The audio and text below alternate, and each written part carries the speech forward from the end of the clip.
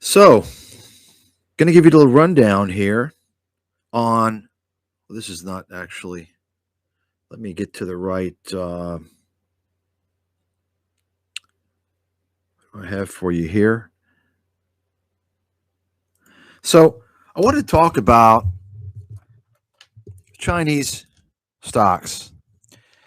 Now, this is a very important lesson for those of you who don't really know how to invest, which is 99% of the population.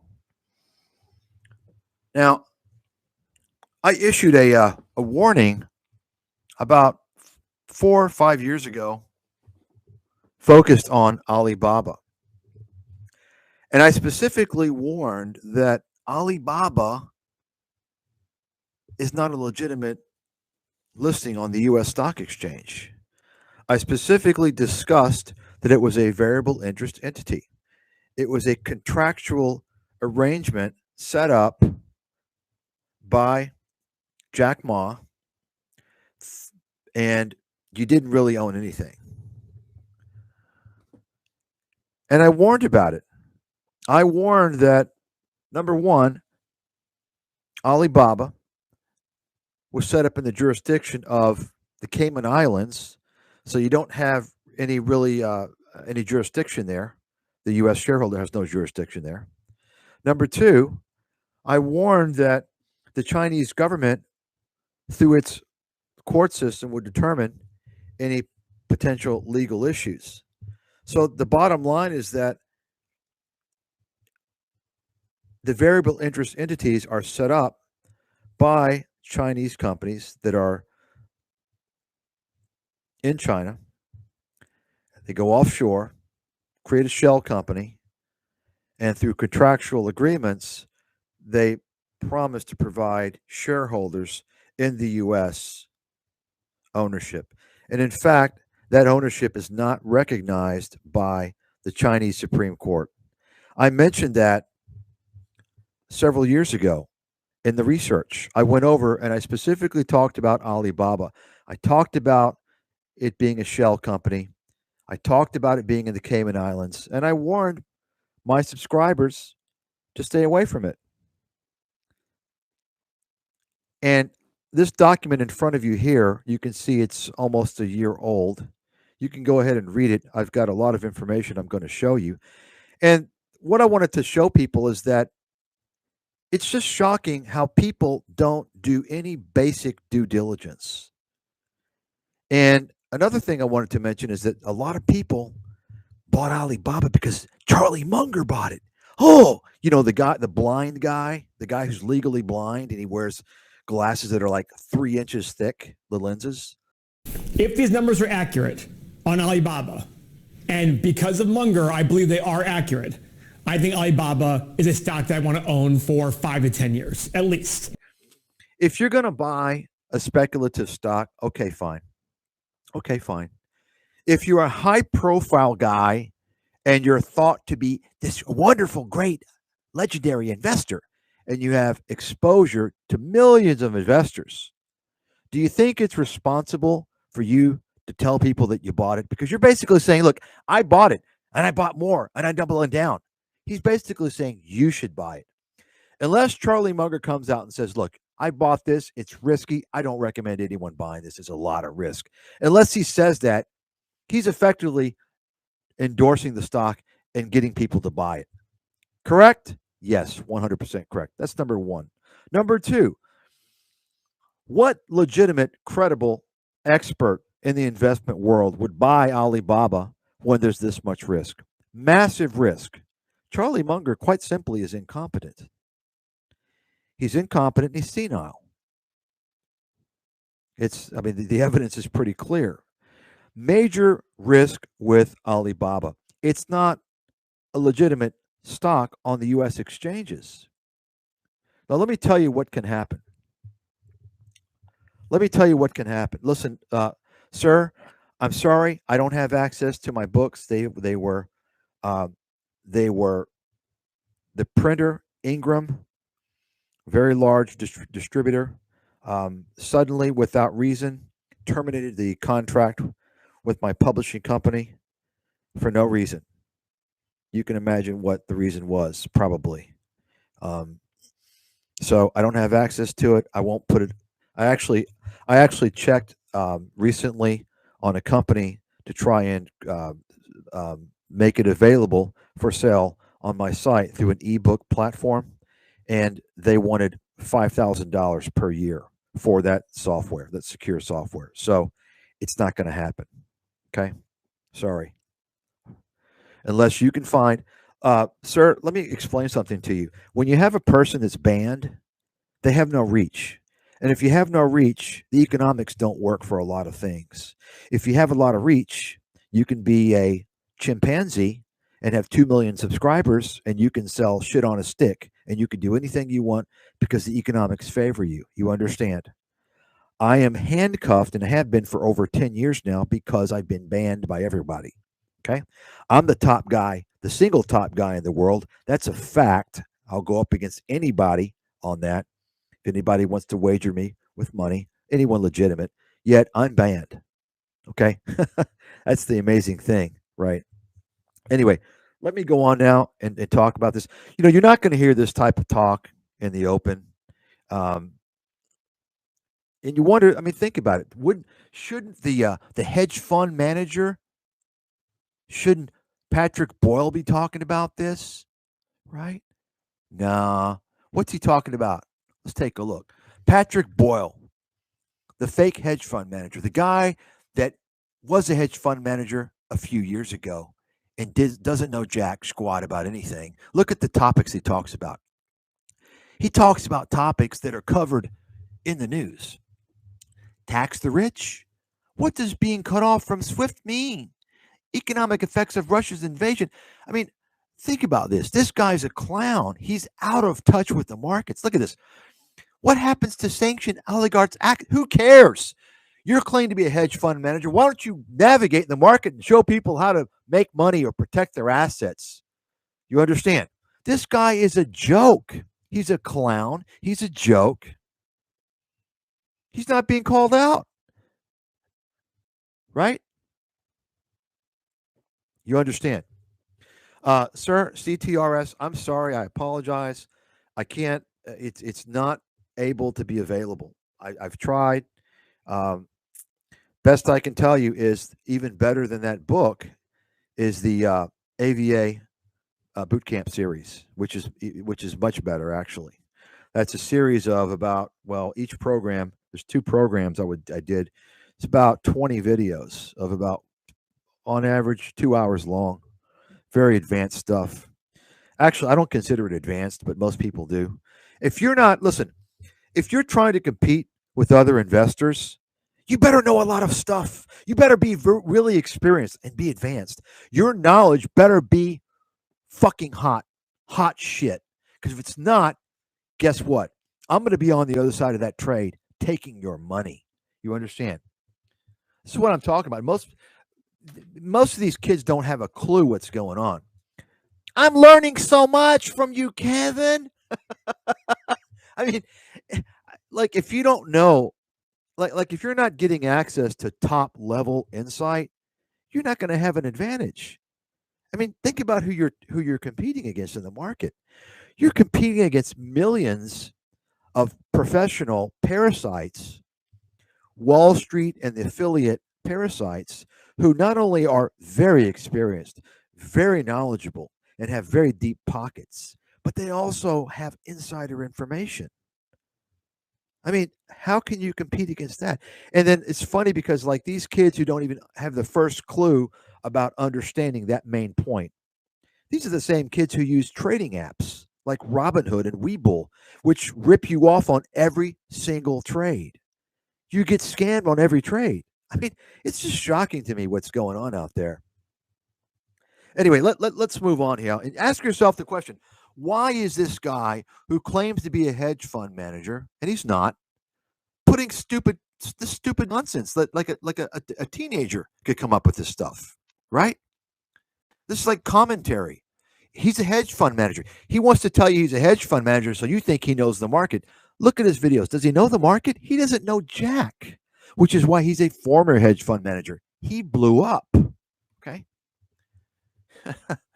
And hedge fund managers don't e-beg. They don't have Patreons. Okay. This guy is a big loser, like all these other pseudo investment experts on YouTube. Another grifter, another e-beggar, another loser. And you follow these guys, you're going nowhere in your life, guaranteed. Write it down. Okay? Write it down. So let's go on now. We got some lurkers in here. Probably Tom Nash. Tom Nash, he watches all my videos. Hey, Tom, do you appreciate like I'm teaching you stuff? I noticed like you're using the proper term now, CPI. You're using consumer price index instead of core price index. You're learning a lot, aren't you, Tom? So let's go over the topic of the day, and that is these Chinese securities. Now, first of all, the one thing I did several years ago, first thing I did is I defined the types of Chinese securities. Do you all know the types of shares that are out there? Anybody? There's about 5 or 6 different types of Chinese shares. Do you all even know that? If you don't know what the hell you're investing in, expect to lose your ass.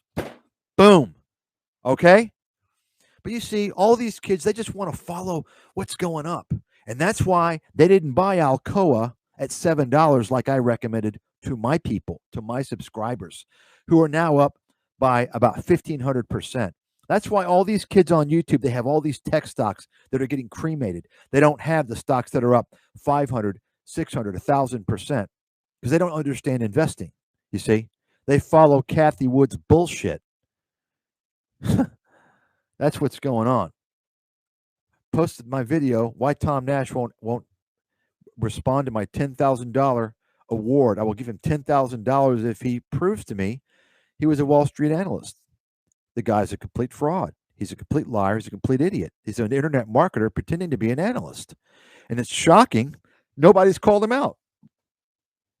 All these people on YouTube promoting all this financial investment information are all either complete idiot losers gaming the algorithm with just posting garbage and posting links, which most of them, almost everyone who posts links is doing it illegally. If you don't have an affiliate disclosure by an affiliate link, you're breaking federal law. Look it up right now. Look it up. FTC law. They're breaking federal law. That's about everybody on YouTube. Think about that. And then you think, who's a sheep? Folks, if you're a sheep, you're going to get slaughtered. How come I'm the only guy saying this stuff? Because I'm the leader. I'm the guy that does the slaughtering. Okay? You see what I'm saying? Let's go over now the different types of Chinese shares just to get you guys started. Okay?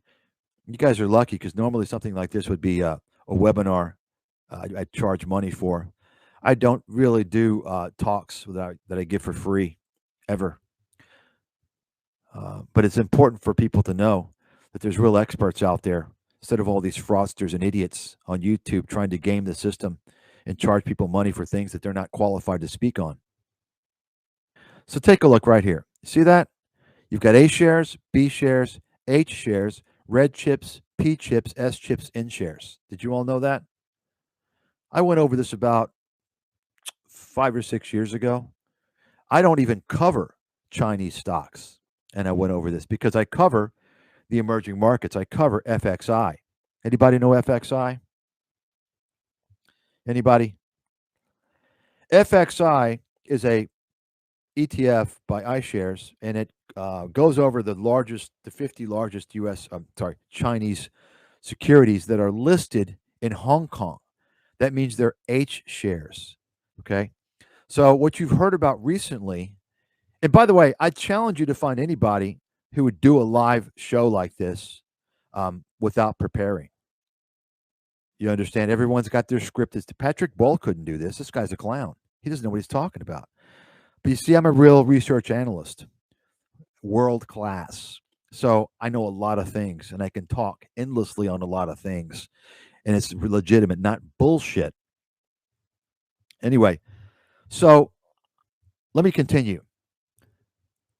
Here's the issue, okay? The issue is that you all saw the Chinese market sold off. And by the way, let me just mention something. Take a look right now. You can search on this.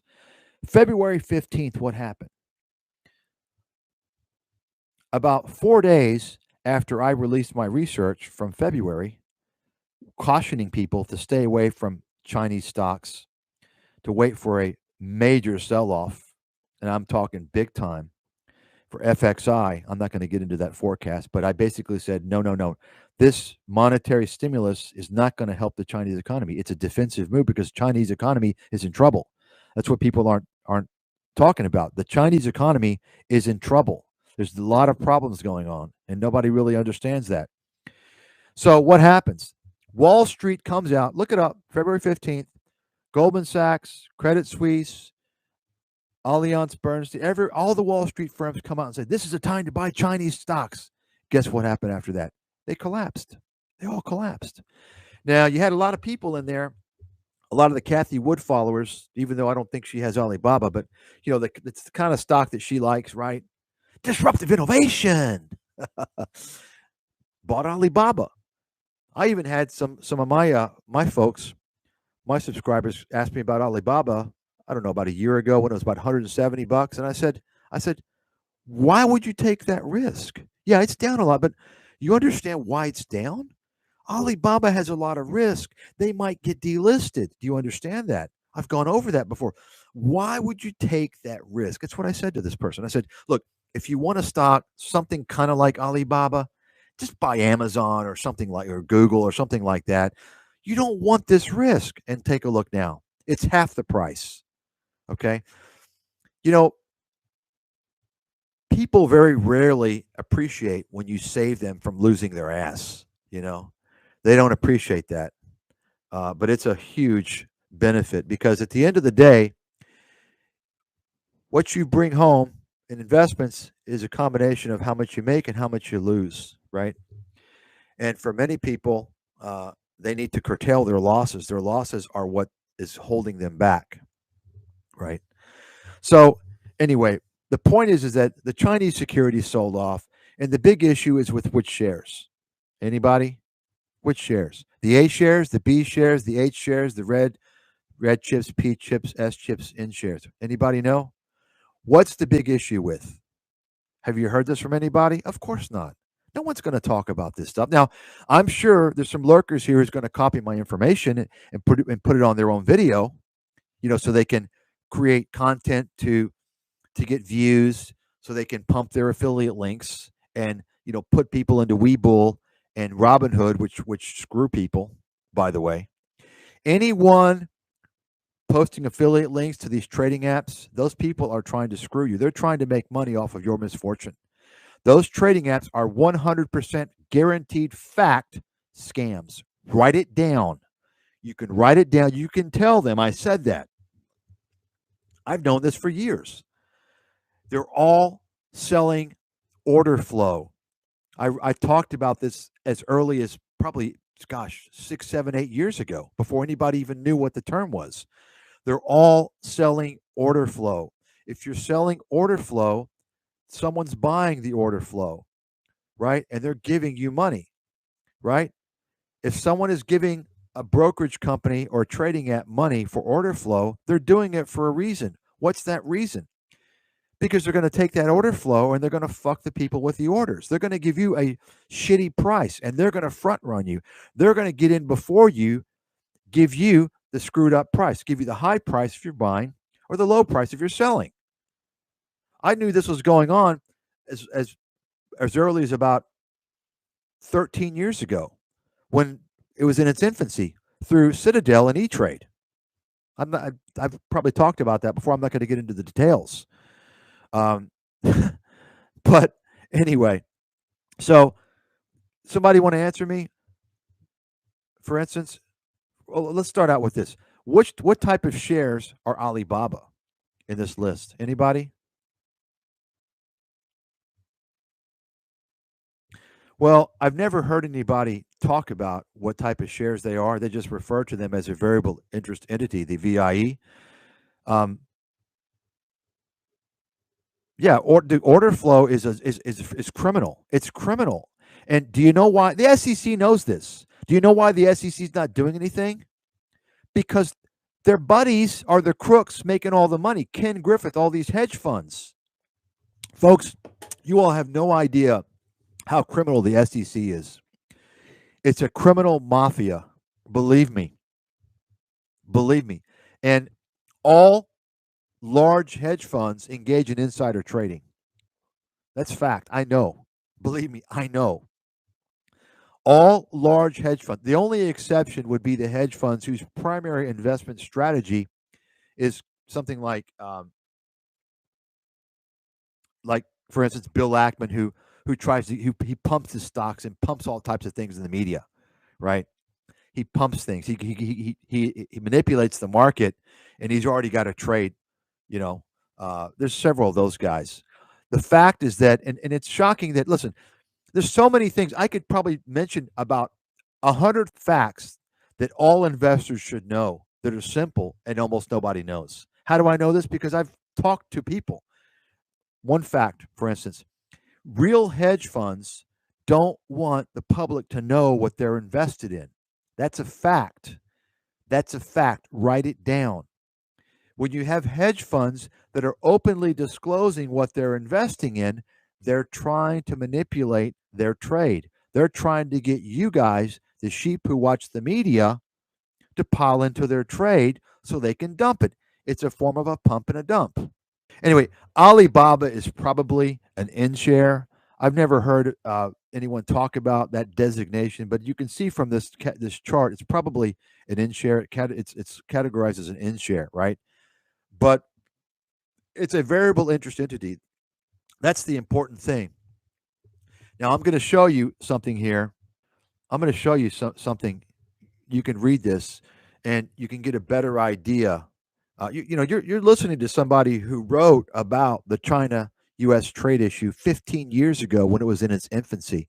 I wrote about China using Mexico as a back door to evade trade regulations. I knew about all this stuff. Okay, so you can read this from this list here. So just read this. I'll let you go ahead and read it. The nature of Chinese investment in the United States is changing. While Chinese foreign direct investment in the United States fell in 2018, venture capital investment in cutting edge sectors has remained more stable.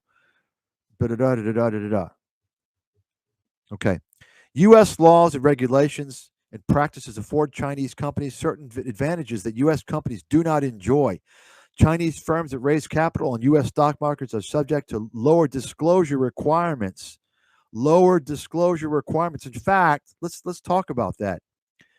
Chinese companies listed on the U.S. exchanges don't have to abide by Reg FD. Does anybody know what Reg FD is? Fair disclosure. This came out after the dot-com collapse. Reg FD. We'll get to that a little bit later. Chinese companies listed in the U.S. markets don't have to disclose things, enabling them to engage in legalized insider trading. So, after the dot-com collapse, many of you were probably still in your diapers during that time. Something that passed due to all the fraud, and there was massive fraud, called the Sarbanes-Oxley. Sarbanes-Oxley bill was passed into law. And that was a reform of Wall Street, had many different components to it. Very complicated law. And one of the things that came out of Sarbanes-Oxley is something called the Public Company Accounting Oversight Board. And that was created to oversee, among other things, foreign companies listing on U.S. exchanges.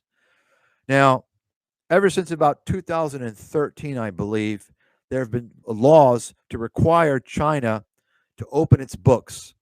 The auditors based in China need to open their books to this entity. Okay. And they've avoided doing that. So around 2018, 2017, 2018, the SEC once again came back and started talking about this requirement. Of course, it ramped up a little more during the trade dispute. It's not a trade war, by the way, it's a trade dispute. China actually has engaged in a trade war. I'm not going to get into that. But so the problem is that almost 250 Chinese companies have not allowed this agency, the PCAOB, to come in and take a look at the papers of the auditing. And we're talking about, in many cases, auditors that are from the US, but they're Chinese based, like PricewaterhouseCoopers, for instance. You have to understand it. If you weren't around during the dot-com bubble, the collapse, you got to understand that was the shame of these auditing companies. They signed off on accounting fraud. It was kind of like the financial crisis where the credit rating agencies signed off on toxic mortgages. So you had these auditing companies from the US, the big three, plus many others, they engaged in massive fraud. And you had unprecedented accounting fraud in the US, which pretty much caused the bubble to pop, the dot-com. And so we're talking about many of these same companies are pulling the same crap in China. And the Chinese government will not let them show their books, show everything that it's requested, because they call it a national security threat. So think about this for a second. Is Alibaba going to reveal its auditing reports to this government, this U.S. government regulatory body? I don't think they're going to. And they have about until 2024. Okay? I don't think they're going to. So think about it for a second. First of all, let me just mention the reason why I initially, about 5 or 6 years ago, talked in my research about Alibaba and this shell company structure on the Cayman Islands, how you're not getting the real company, you're getting a piece of paper which is not enforceable by law. You basically are owning nothing when push comes to shove. Okay, because think about it for a second. Think about it. You could own Alibaba stock for 50 years, and maybe it goes up by 20,000%. You think the Chinese government cares? Alibaba, Jack Ma's telling two stories. He's telling the Chinese government, oh, look, it's okay. They don't own anything. And he's telling U.S. investors, oh, look, we're listing in the U.S. You want our stock? We're doing great. If you have that stock for 50 years, hasn't paid a single penny in dividends, Chinese government doesn't care. Anytime there's a dispute, it's going to go, there's two jurisdictions. It's going to go to the Cayman Islands, which the SEC has no jurisdiction over. Okay? None. And it's going to go to the Chinese Supreme Court, which U.S. investors are going to be screwed. This has already been proven, by the way. There's already precedent out there. I talked about all this stuff about 6 years ago. Ask yourself who you're listening to, folks. How come you didn't hear this a long time ago? Think about this stuff. All right. So, and there's people eavesdropping right now. They're going to copy my material, of course. But so think about this. Let me show you some things here, so you can read more about the PCAOB. They're trying to inspect the auditing books of these firms that sign off on companies like Alibaba, Chinese companies that are structured as variable interest entities listed on the U.S. exchanges. The Chinese government won't let them do it. Okay? Do you all remember Luckin Coffee? You all remember Luckin Coffee, right? Oh, wow, Luckin Coffee. It's going to, even you go ahead and search, and you'll see on the media, they talked about, oh, Luckin's going to beat Starbucks. They're doing so good, right? Go take a look. Well, guess what? Luckin Coffee wasn't audited. We didn't have access to their books. And you see what happened. Okay? And let me just tell you about Alibaba. I knew about Alibaba shortly after it was launched.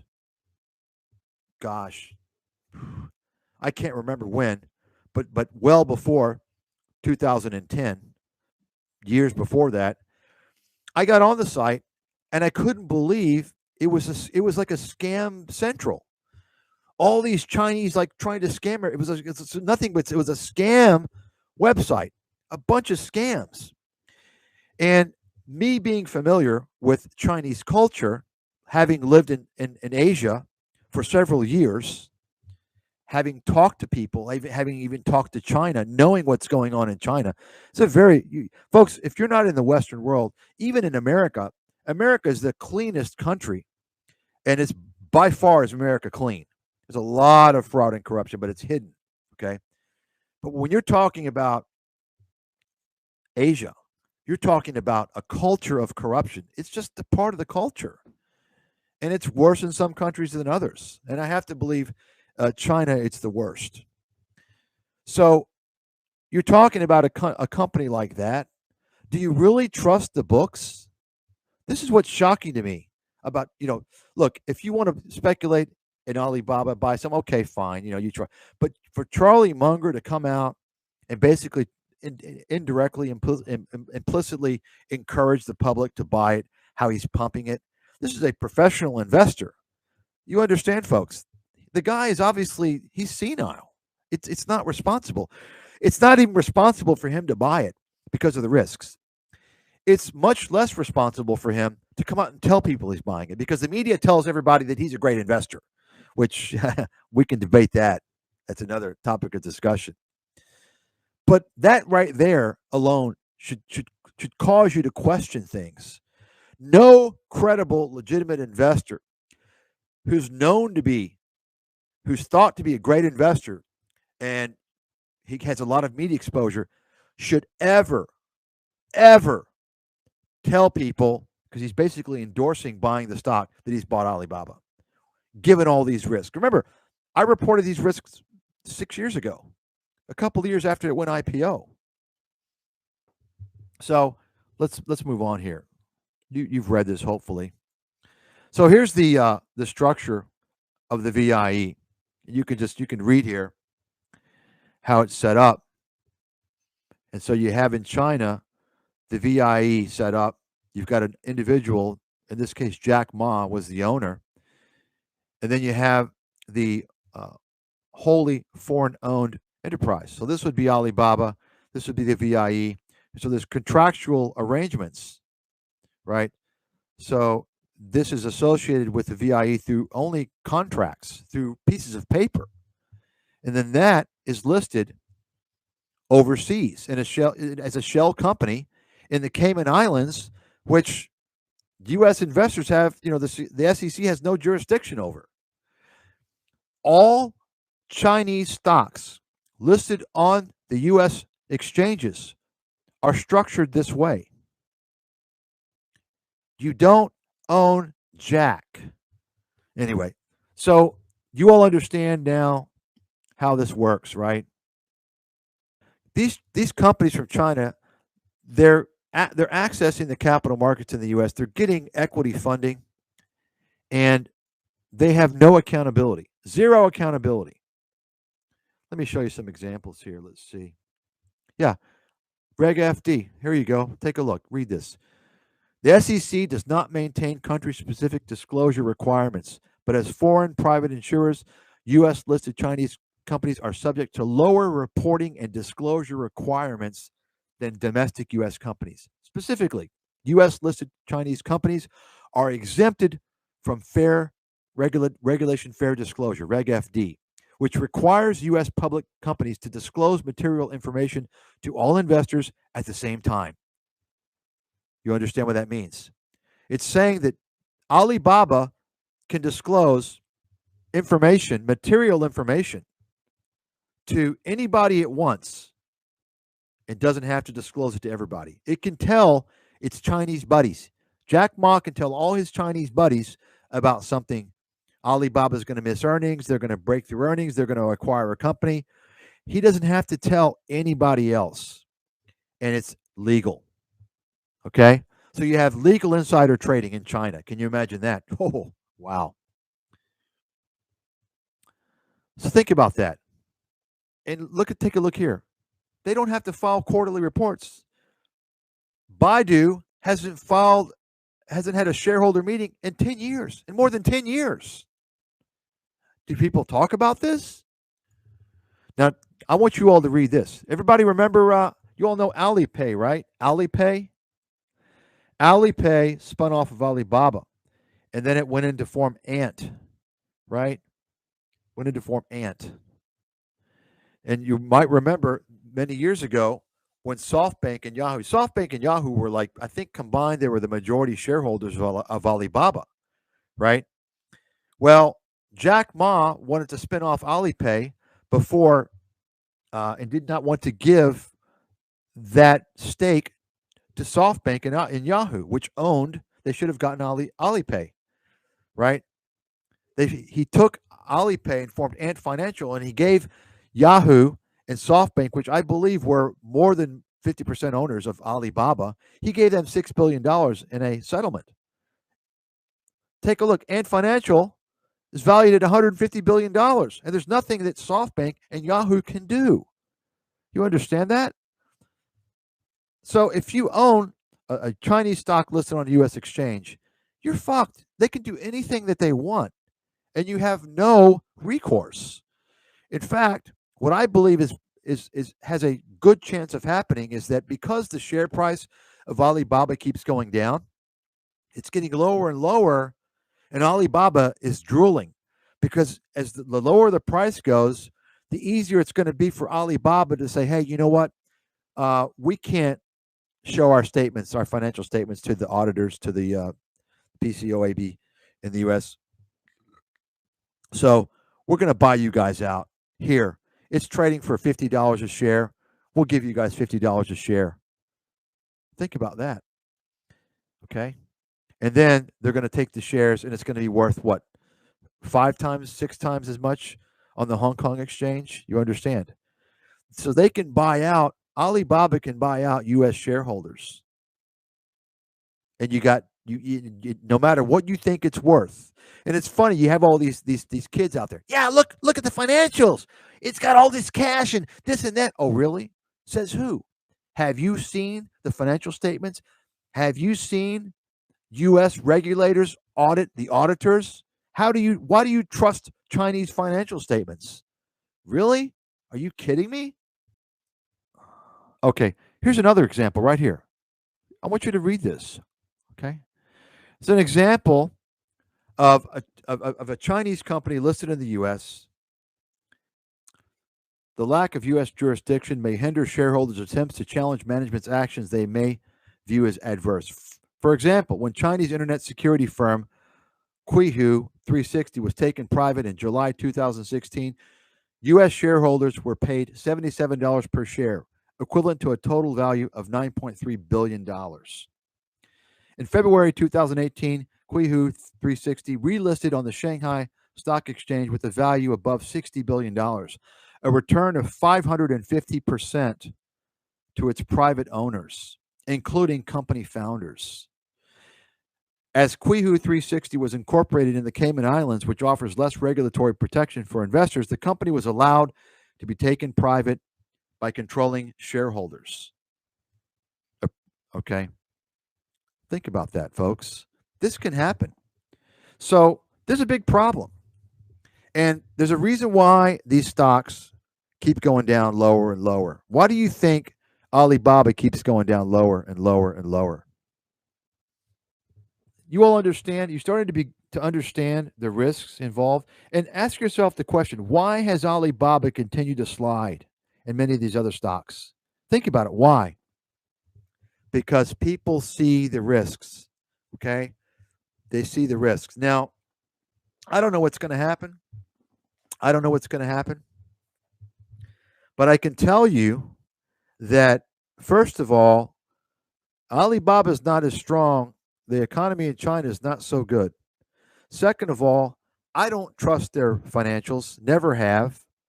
Third of all, ask yourself the question, and remember, the Chinese government does not allow U.S. regulators to look at the books of these Chinese companies claiming a national security interest. So who's going to win? Ask yourself the question, who's going to win?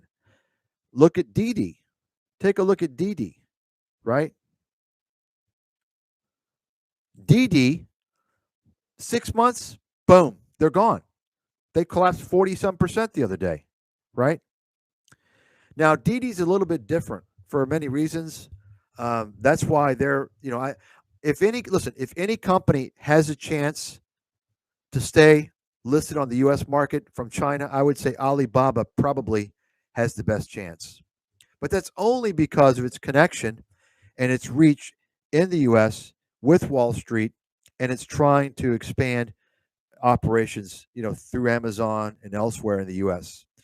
But at the end of the day, do you think Xi Jinping cares? You think he gives a shit about that? He doesn't care about that. So, on the one hand, I think they have the best chance. On the other hand, it may not mean anything. So, and by the way, let me just mention, even if the US regulators are allowed to inspect the books of the auditors in China for these companies, for Alibaba, other companies, I don't know. There's many of them, right? Even if they're allowed to, what if Alibaba says, hey, we don't want to show our books because we've been scamming people. We don't want to have to. If Alibaba is shown to have committed some type of a accounting fraud, they're going to have to restate their financials for, probably several years. That's going to cause the stock to collapse. That's going to cause a big problem, right? It's easier if they have a lot of problems on their financials. It's easier for them to get out of the situation, right? It's easier for them to get out of the situation by saying, well, we want to show our books, but we can't. Xi Jinping won't let us show us. So we're going to just go ahead and list, we're going to go ahead and just stay in Hong Kong. I think they're already listed in Hong Kong. You understand? And they can also come out and say, basically, hey, you know what? We'll offer you all as a tender offer for the outstanding shares listed on the U.S. markets. But how much are they going to give you? Think about where the stock price, it keeps going down, down, down, down, down. The lower the price goes down, the more incentive Alibaba management has to do nothing and to buy out U.S. shareholders. No, they're not going to come out and say we've been scamming people, okay? And let me just mention something. I've mentioned this many times, and it's hard, I think, for some people to understand this. It's easier for me to understand this because I've worked on Wall Street. I've been involved in the capital markets for decades, and I've lived in Asia for many years. And the fact is this, folks, in my opinion, you don't have real stock markets outside of the Western world. It's just not. You can call it a stock market, but it's not. It's a scam. All stock markets outside of the Western world, and let me just add a caveat to that, and that is Western world in terms of being a capitalist society, capitalist with some form of democracy, because capitalism and democracy are very closely linked. If you don't have that, how can you have a stock market, a real stock market? If you understand the principles of capitalism, the principles of democracy, you're talking about accountability, transparency, right? You're talking about high standards. You understand what I'm saying? How can anyone claim that China is a legitimate stock market? Thailand, Vietnam, these are not real stock markets. Hong Kong, I think you probably can to some extent, just because there's a lot of Western influence there, right? To some extent, who knows with China meddling? The problem is that there's a lot of Chinese companies listed in Hong Kong, and I'm talking even more so. You've got a lot of problem companies, I think, listed on the Hong Kong exchange. I wouldn't consider Hong Kong exchange a truly legitimate market. It may sound crazy, but I would not.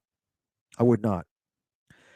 Japan, yeah, I think so. I think Japan is a role model, actually, for how, to some extent, how capitalism should be run. Japan doesn't tolerate fraud.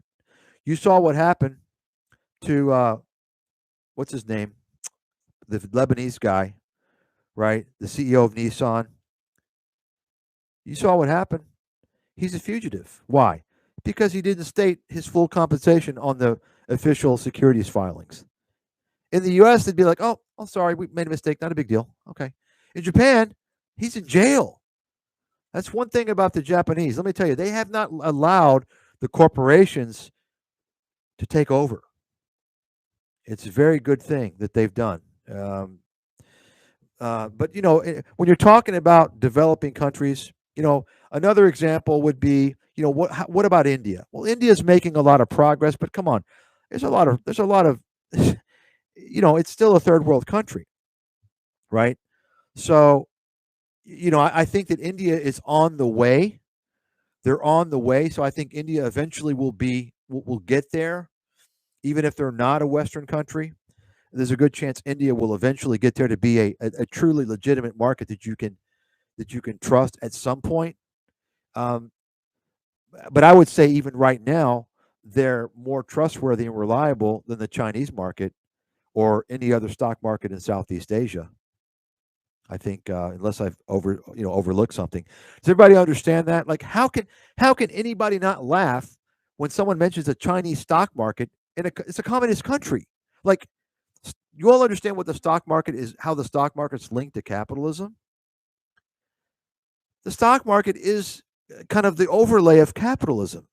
It's the way you grow companies, you're raising capital, right? I mean, it doesn't make sense. Vietnam is a communist country. Thailand is not officially communist, but they're kind of a banana republic dictatorship. They don't have democracy, that's for damn sure. So it's remarkable to me how people. In another example, by the way, is Brazil. I've warned people about this a long time ago. You know, I like Brazil. Brazil is in certain times investable, but you got to be very careful. You got to be careful in Brazil because, and I talked about this a long time ago. Probably the first discussion on Chinese securities I did, maybe in 2013. I said, listen, you got to understand these countries they're not truly Western and capitalist. The government owns the majority of many of the stocks. Okay, many of the companies that are important, that are vital to the economy of these countries, the government owns those shares.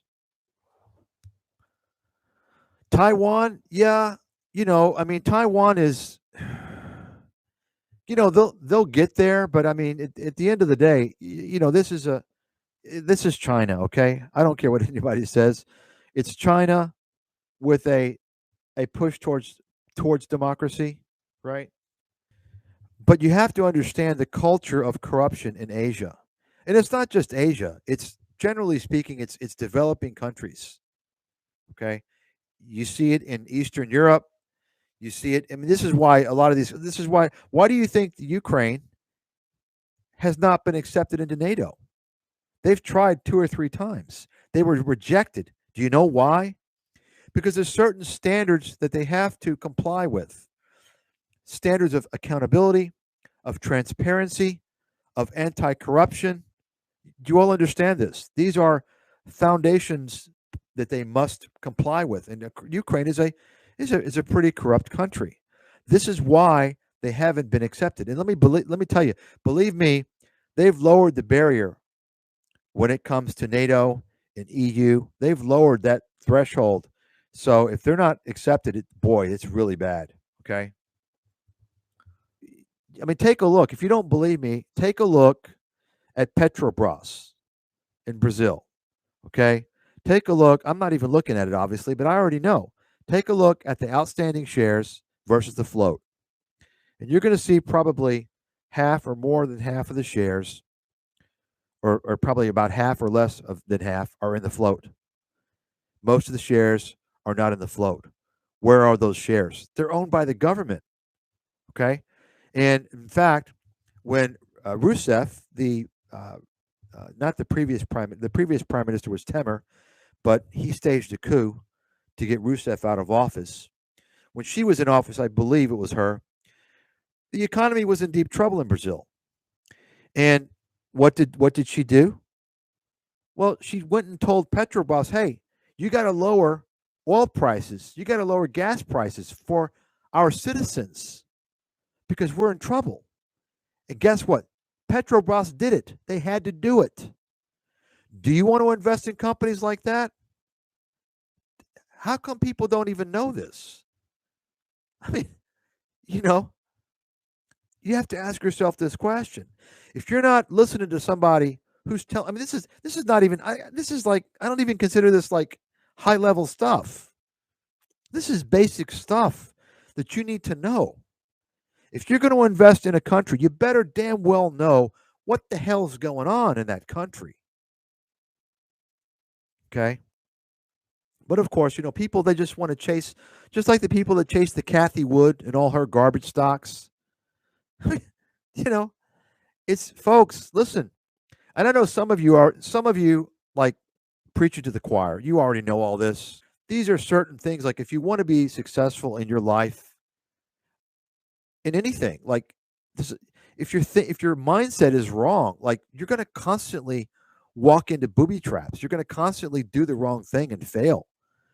A lot of what I'm talking about is just common sense and diligence, really, it really is.